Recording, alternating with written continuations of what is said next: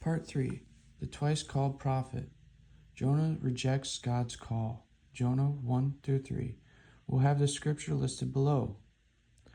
God told Jonah to go to Nineveh, the sprawling capital of the Assyrian Empire.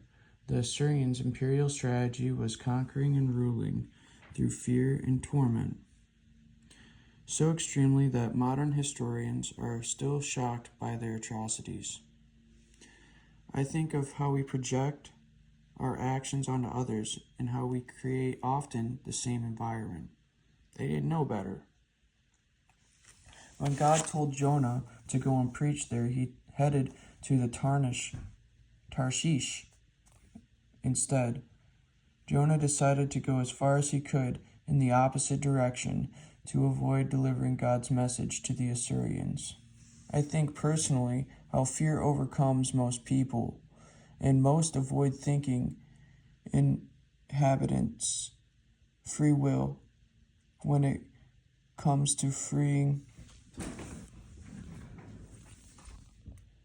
acknowledgement and knowledge of the Spirit, which measured unto us is our choice, right?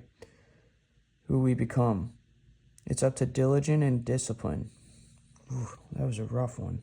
Might not make all sense there, and I apologize for that. Jonah revealed the reason for his disobedience, God's mercy. He knew God would forgive the Ninevites if they repented. John 4:2. God's view of people, not knowing, and the grace of all who are willing to listen is a push back on that. Jonah 4:2. We must constantly guard our hearts against selective obeying of God.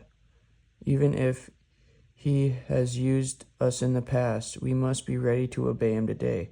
I think of how He can trust us and use us for the glory of His kingdom. If perhaps the right person doesn't show up to the right place, how do they trust His timing? Or we get involved in that perfect circumstance that we might be able to help in.